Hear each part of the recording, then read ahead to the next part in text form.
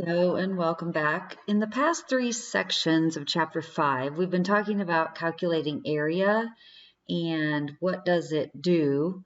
Then we introduced a definite integral and what it talks about in terms of area. And now we're going to look at some applications of that. What does this area or definite integral tell us? So let's go back to a problem from section 5.1, number 23. And it's giving us a graph that shows the rate of change of the fish population. Okay, right there, when I see rate of change, this is the graph of a derivative. It's not the graph telling me how what is happening with the number of fish. It's telling me how the number of fish is changing. It doesn't give me the actual quantity of fish in the lake. Okay, so we've got to remember that this is the graph of a derivative. So because my derivative function is positive, that tells me that the fish population is increasing, and it's increasing at a faster rate. Then when we hit this top point here, this is when it increases the fastest. Okay, so the derivative has a maximum, which means the derivative is the rate of change. So that is the highest point, so it's the fastest. Then it comes back down and we're saying it's not decreasing. The fish population is not decreasing, but it is increasing at a slower rate. Okay, so I don't know anything about the actual number of fish in the lake, but what I can do is approximate the total change in population, and which would basically be the area under the graph of that function. So in 12 months, how has the population of fish changed? Okay, so if we talk about the area, we're talking about our horizontal axis is time in months, and then our vertical axis is telling us fish per month. So when I multiply months times fish per month, I end up with number of fish. Okay, so we approximated this area in section 5.1 by doing left-hand approximation, right-hand approximation. So if I use the graph to get these rates and use those function values then to calculate the heights, we can see that both of them produce an approximation of 208 because this graph is symmetric about this line here in the middle. Okay, so what that is saying is it's saying the fish population rose. How did it change? It rose by 208 fish, or it increased by 208 fish. So we're saying this area here is approximately 208, which is telling me the number of fish. Okay, I don't know how many it started with, but I know whatever it started with at the beginning of that time, we would add 208 to get the total population at the end. So you have to be given the initial amount. These graphs of the derivative or the rate of change do not tell us what we started with. It only tells us how it changed. Now, sometimes in your homework, they're going to ask you to calculate this area by approximating rectangles, or excuse me, counting squares or rectangles or boxes, I should say. So let's talk about what does one box represent in terms of fish. Okay, so if I'm looking at this box, the width is 4 months. So one box is going to be 4 months, and the height is going to be 5 fish per month. So 5 fish per month.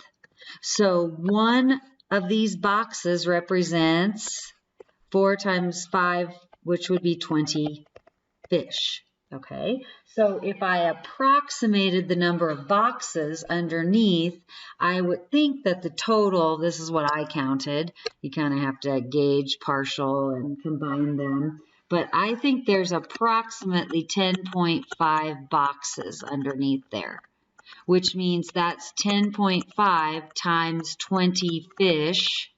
So if I approximate it by counting the boxes, that is approximately what? 210 fish, which is pretty close to my rectangle approximation. Okay, so the idea here is that if we are talking about units of area, we're talking about, it's basically going to be calculated by units on the horizontal axis times units on the vertical axis. So we know when we did our rectangles. Areas will give us a change in a quantity, but not the ending amount, because we would have to be given the initial amount. Okay, so all this definite integral calculates is the change in the quantity on a given interval. So our lower and upper limits of integration will be units from the horizontal axis. My function is going to give me function values that will be units on the vertical axis. The function in terms of x will be on the horizontal axis, of course. So my answer will be in units of vertical axis times the units of the horizontal axis. Okay, so let's look at a specific example. It'll make better sense. So explain in words what this integral represents and give the units. Okay, so we're saying the definite integral from 5 to 8 of r of t dt.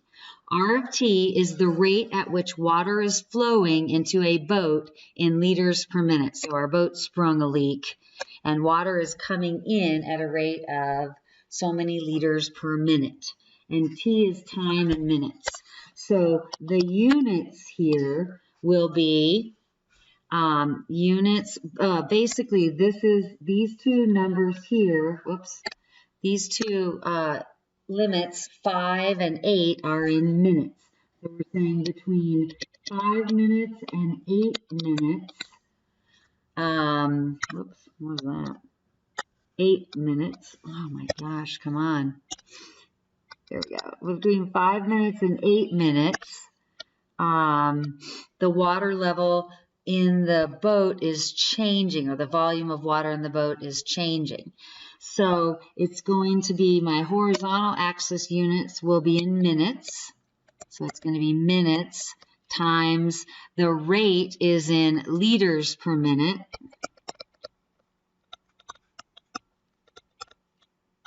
So my units for this definite integral will be in liters.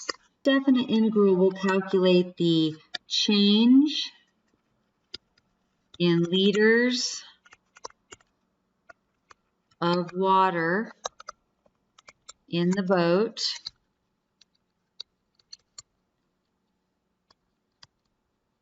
between 5 and 8 minutes. So if I said that this definite integral equals 4, then we'd say between 5 and 8 minutes, the number of liters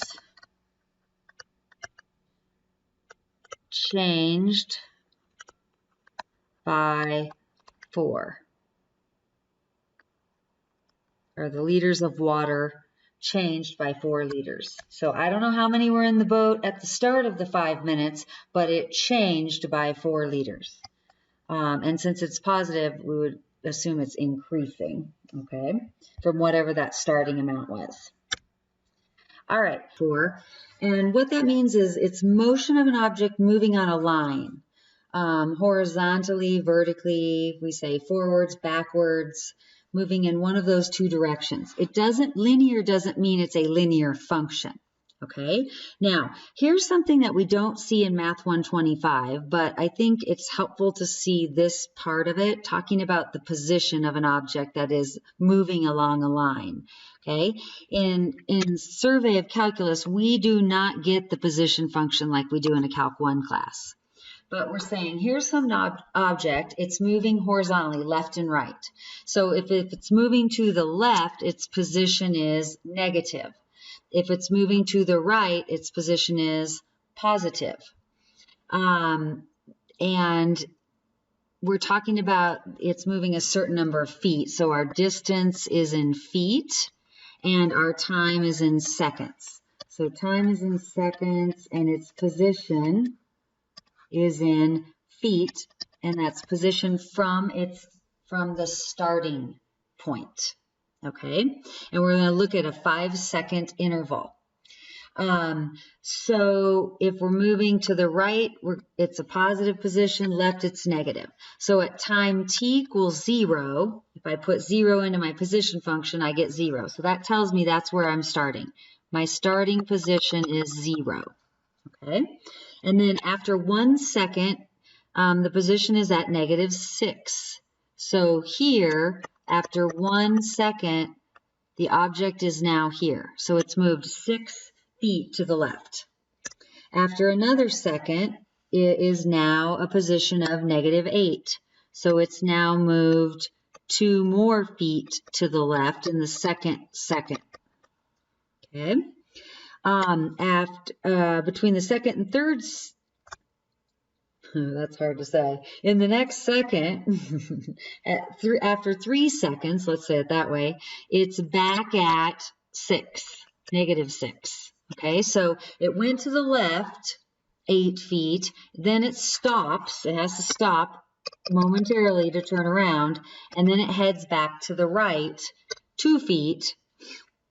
And here's its position then after 3 seconds. Okay, then after 4 seconds, it's back at its starting position at 0. And then in the last second, it travels to 10. So it travels 10 feet from that point to the right. So it ends at 10 feet to the right of its initial, whoopsie, this should have been 4. This should be 5. Okay, so basically what we're interested in is what is its displacement, meaning what's its change in position? How did it change from beginning to end? Okay, so its final position is at time t equals 5. So its final position would be s of 5. Its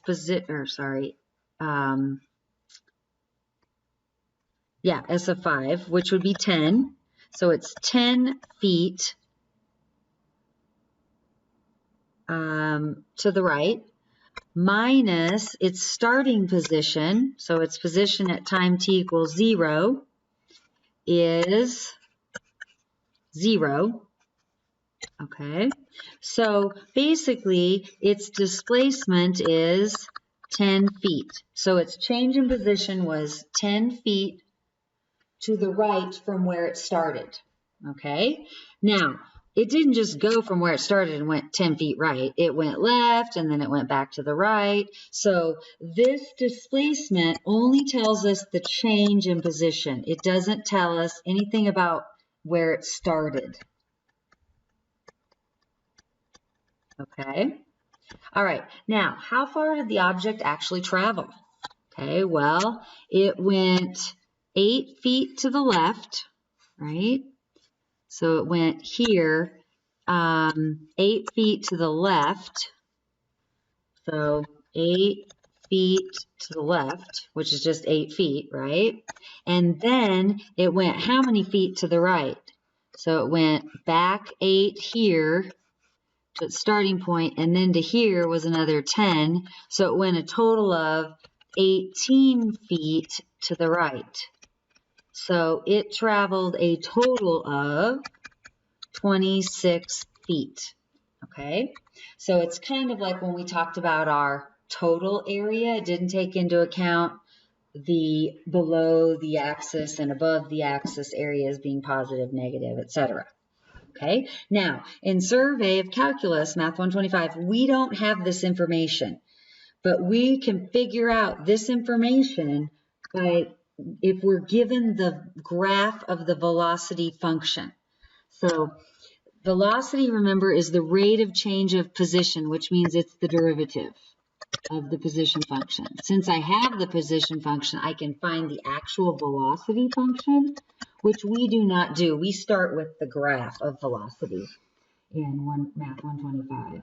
So my velocity function, the derivative would be 4t minus 8. Okay, be the derivative of the position. So if I graph that, and we're looking on the interval from 0 to 5 seconds, okay, so between time t equals 0 and t equals 5, if I graph that function, then find a few points here.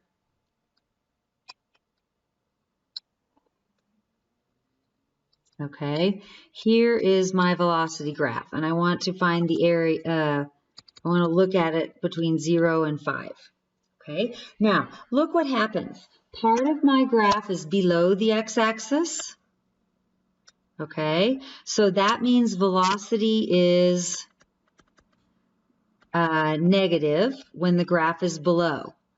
Okay, when the graph is above, velocity is positive. Okay, so here, when my velocity is negative, then I know that this area bounded by the velocity function and the t-axis, we consider that negative. Because what we're trying to find is, what is its change in position? I know its speed, and we said the speed is feet per second, and time is in seconds. So we're trying to figure out, if I know its speed, or velocity, and I know the amount of time, I can find the change in its distance, okay, or its displacement, which would be calculated by the definite integral from the interval from 0 to 5. I can't spell displacement.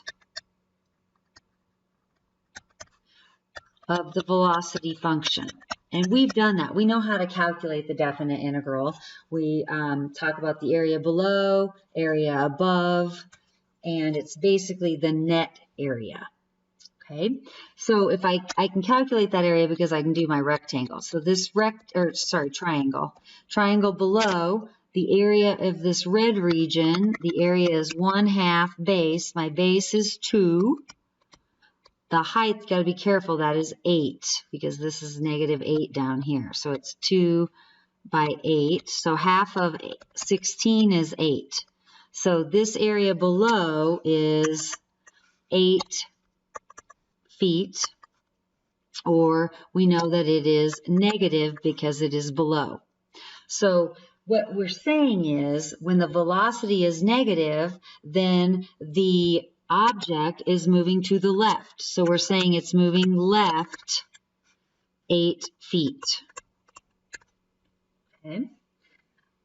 When velocity is positive is when it was moving to the right. All right, so what is this area here? How far did it move to the right? So if I calculate the area of that triangle, 1/2, the base is 3. The height is 12.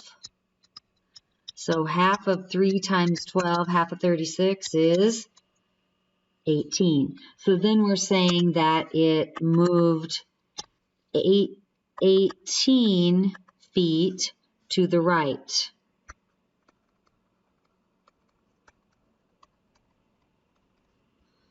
All right, so that gives us a definite integral value of 10, or 10 feet.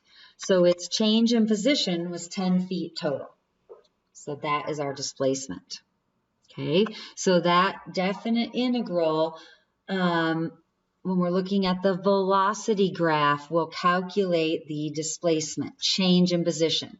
Didn't tell me how it went back and forth, but it tells me where it is from starting position to final position is 10 feet to the right. Okay, so how do we get total distance traveled from this graph? So total distance traveled is like total area. It's kind of like the total area when we talked about that in the last section.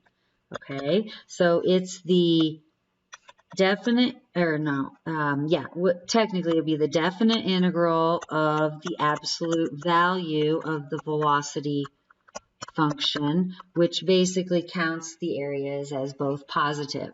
So it's saying 8 plus 18 would be 26. So it traveled 26 feet total. Went left, then right. So it traveled 26 feet total, but its change in distance from the beginning to the end was 10 feet to the right. So we can get that from our velocity graph. We do not need the position function. We do need to be told something about the initial position if we want to know where it ends. Here I know my initial position was at 0, so I know the 10 feet to the right from the original problem. Now, what's this point right here? This point right here where the velocity is 0, that's when the object is stopped, right? Velocity is 0. So the x-intercepts on the graph of velocity is when it stopped not moving temporarily, instantaneous for an instant. Okay? So let's talk about that then. If I have the velocity graph for linear motion, it does not mean the graph is linear. It's talking about linear motion where the t-axis is movement in one direction and where above the t-axis is in one direction, below the t-axis is movement in another direction. So you might be saying left, right, or towards something or away from something, forwards or backwards. If you evaluate the definite integral of velocity, you'll get displacement, or basically the distance from its original position or its change in distance.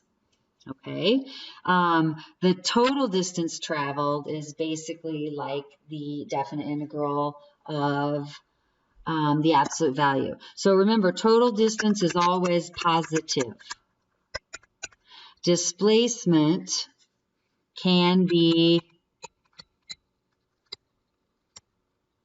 negative, okay? Can be, I should say, positive or negative.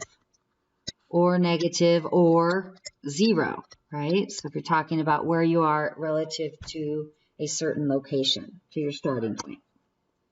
Okay, so let's look at some basic examples. So let's say that I am walking and here's my definite integral that tells me about my velocity, the speed at which I'm walking. Okay, so the definite integral from 0 to 10, so we'll say in 10 minutes, I have walked 5 feet.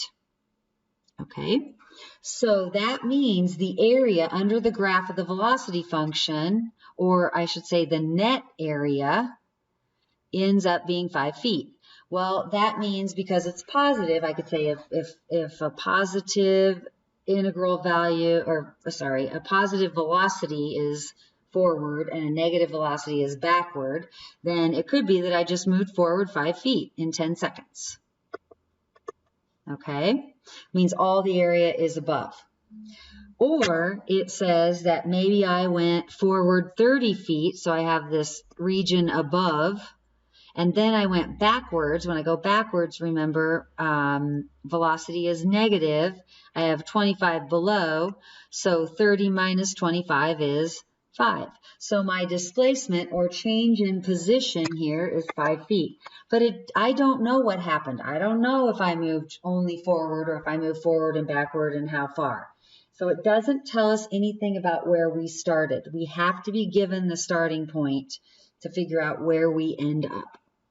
Okay, here's another situation. In 10 seconds, I've traveled 0 feet. Okay, well, that either means I didn't move anywhere.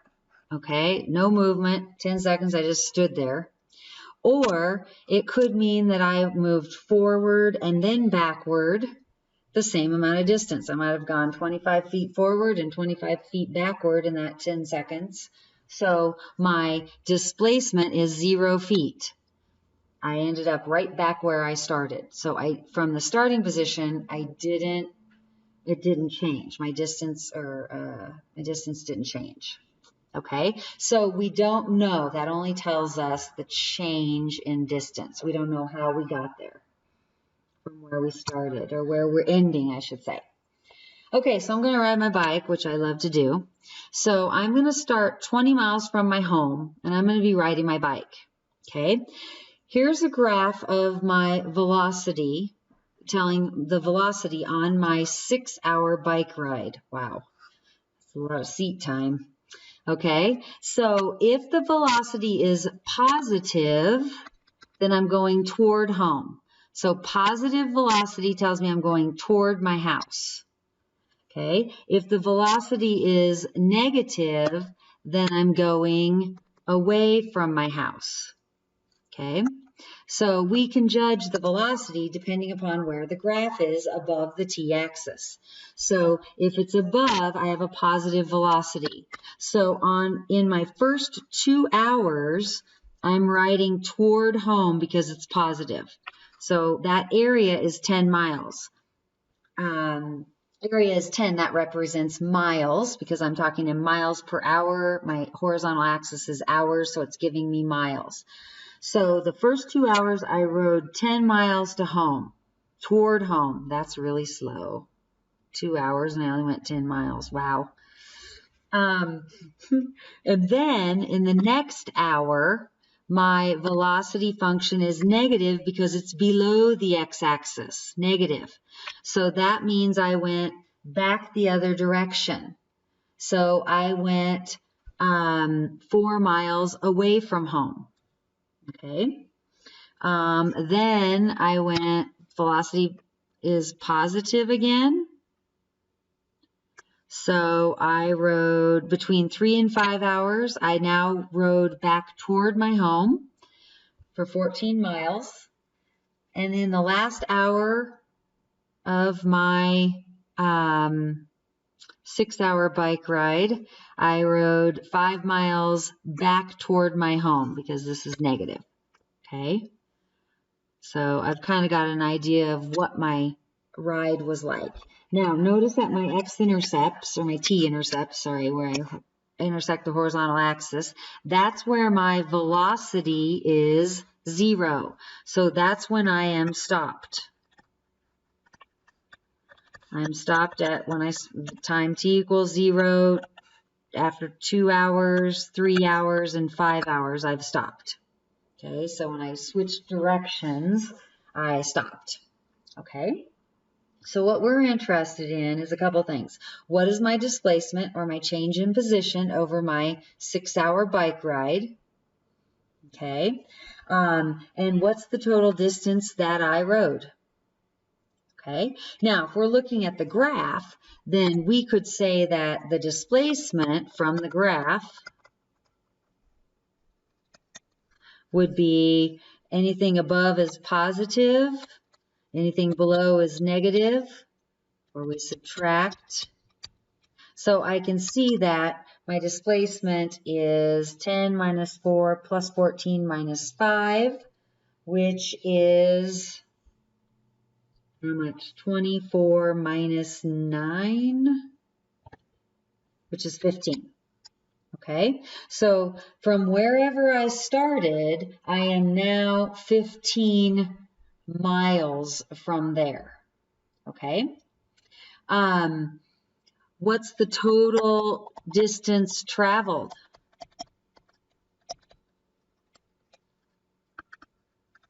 Then we ignore the negative and positive, whoops, and we just add those up, right? So it's 10 plus 4 plus 14 plus 5. So the total distance traveled is 2833 miles. Okay. All right. So let's take a look at it here then. A little bit different. Okay. Where is Debbie at the end of 6 hours? Okay. So to know where my location is, where am I in relation to my starting point? Okay, I need the displacement. I need to know the change in my position, which we said the displacement is basically that area, and we said our displacement was what, 15? So it's 15 miles.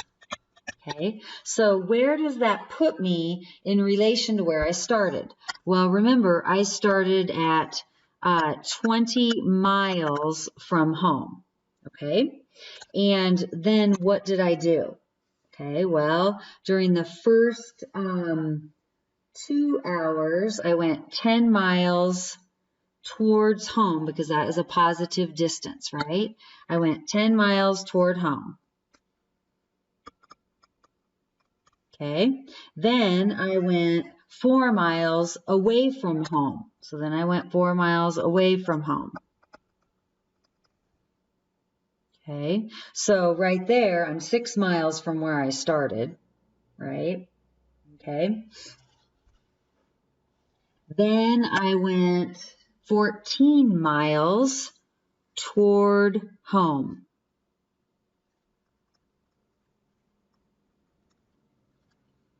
And then in the last hour, I went 5 miles away from home.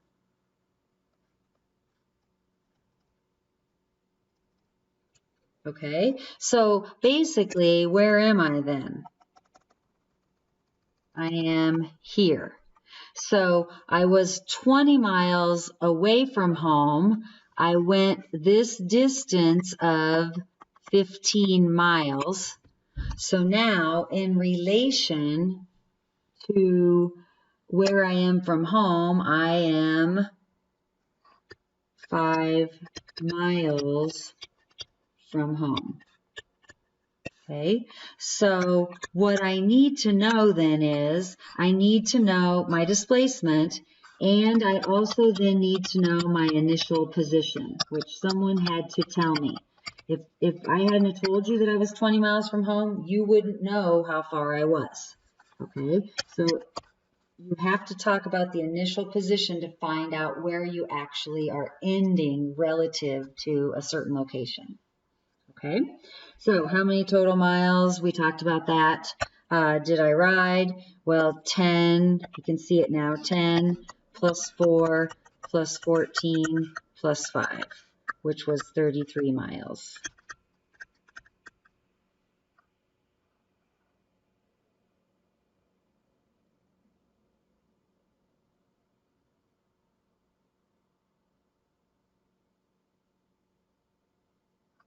All right, okay. Now, let's look at something different besides velocity. Here's a graph of the growth rate of a plant. Okay, so it's telling me the rate at which the plant is growing. It's not telling me the height. It's telling me how the height is changing. So this is the derivative of the height function. Okay, so it's telling me what it's changing per year. How many feet per year? So because my function is always above my horizontal axis, I know that it's growing, okay? The plant height is increasing, always. It might be increasing at different rates, but the plant is always growing because the function is always positive above the x-axis, okay? Here at 3 years is when it is growing the fastest.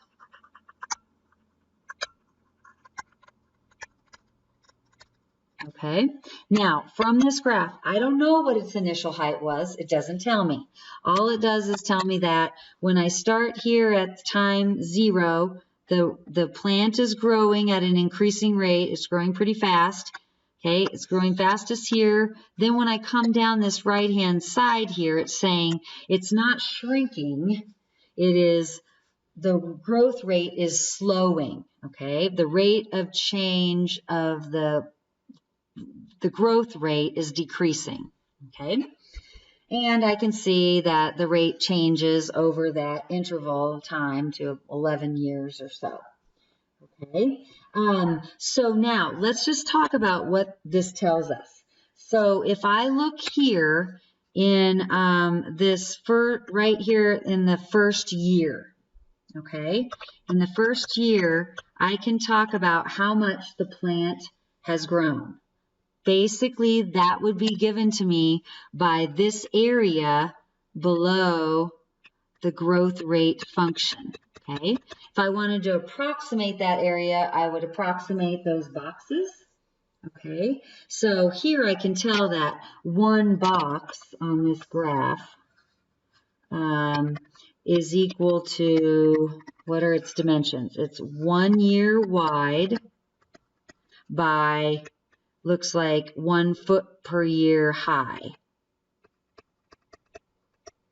So the area of that box represents basically 1 foot of growth. So if I approximate those, that's what you're going to do in a lot of your homework problems. So you got to just kind of guess.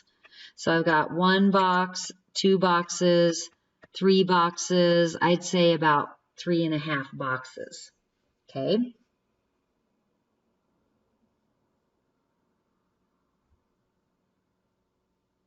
Or 3, I don't know, kind of a bad, I got kind of messed it up, but let's just, we're approximating it, right? So there's approximately 3 boxes, which means 3 feet. So in the first year, it grew 3 feet, okay? So in the second year, if I approximate in the second year, then I could look at this as, okay, what's this area? That'd be my second year. So 1, 2, 3, 4, 5. Looks like this one and this one make 6, maybe 6.5, or approximately, maybe this one too. Let's say approximately 7. Okay. So in here, there's approximately 7 boxes. So it's grown about 7 feet in the second year. Okay, so that means if I talked about the definite integral from 0 to 2 of this function, whatever this function is telling me the growth rate, then that would be 3 plus 7, which would be 10. So in the first 2 years, its height changed by 10 feet. Okay, the height changed by 10 feet. I don't know how tall it is because I don't know what it started at. I would have to know the initial height. Okay, so for example, then if I look over here and I say, okay, let's look at this region between 6 and 7. So here, between 6 and 7 years, how much did it grow? Would be the area of this region here under the graph. Okay. I don't know. I just guess best you can, which means it grew about 5 feet. So you can see as time goes on, it's adding on height, correct? It's accruing area as you move to the right. So that's telling me that it is growing. Okay. So when is the plant the tallest?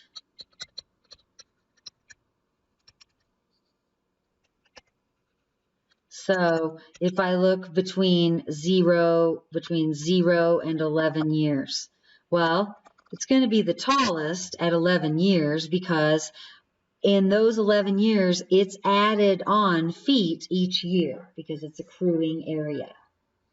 Okay, if I wanted the plant to stop growing, then my function would have to get back down here to the t-axis. So if I think about, let's go a little bit longer than 11 years. Here it's kind of leveling off. It's still growing, but it's growing at a constant rate. At the same rate every year, basically. So if I said, okay, it comes back down here, then what happens is here, right here, is when it stops growing because it stops getting area under the graph because that's telling me the change in its growth. Okay. Then if it goes below, let's think about what happens if it goes below the x-axis.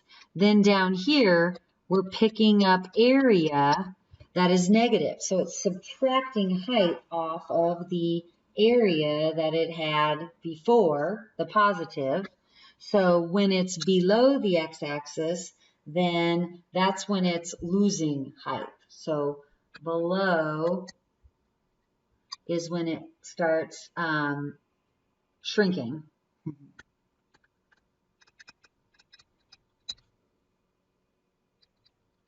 So it loses height because it's taking off, subtracting area from above. Okay?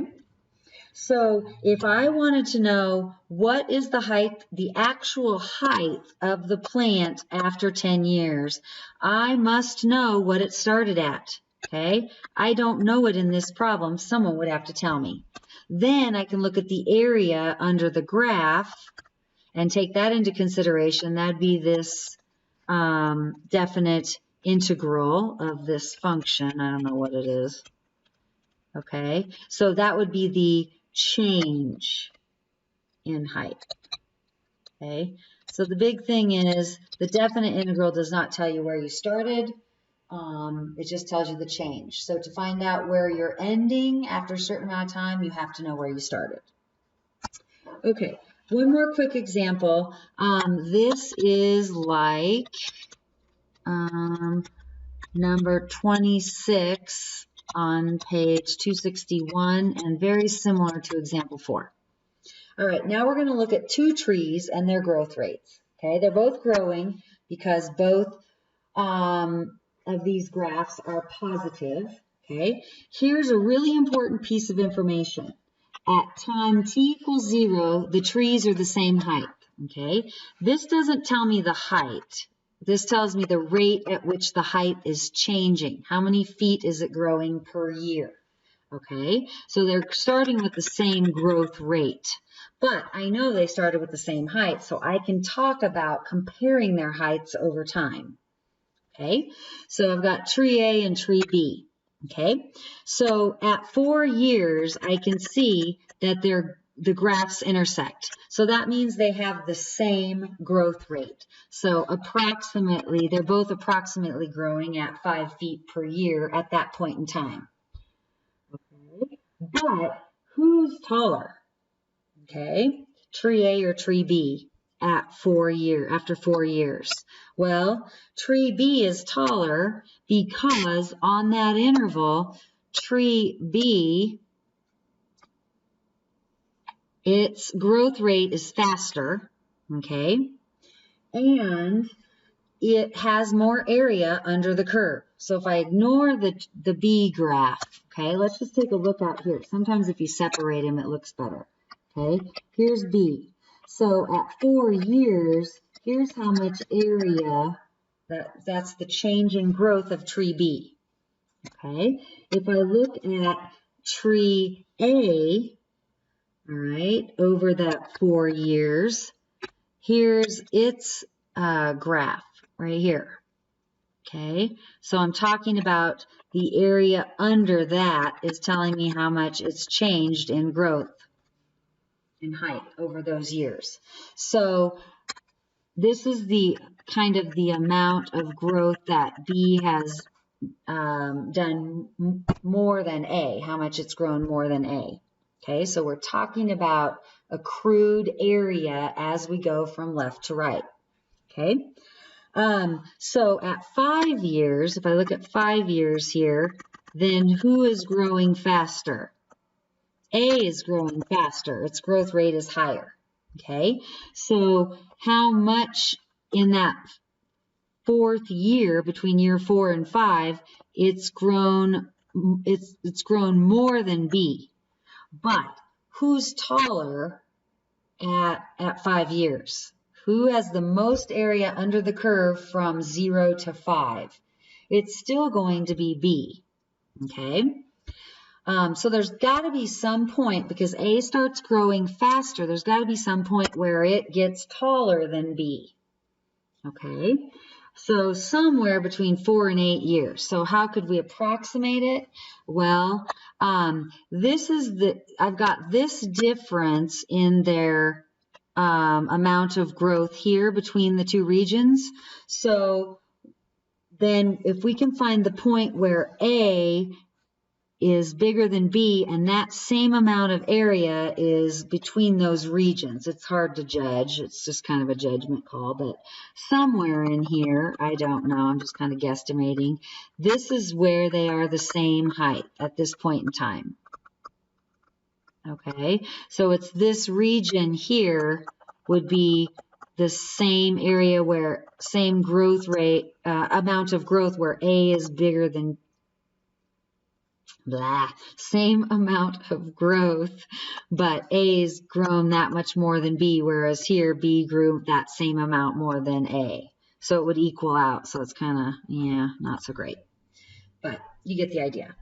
Okay, so what's going to happen in the end? The long run, over time, who's going to be taller? Well, A is going to be taller because I know they started at the same height. And A's growth rate is higher than B's at the end. And from what I can see, it's going to continue to stay higher and above. So A is just going to accrue more area than B, on and on and on. So it's going to be taller and will always be taller. So there we go. Fun stuff. Hope that helps.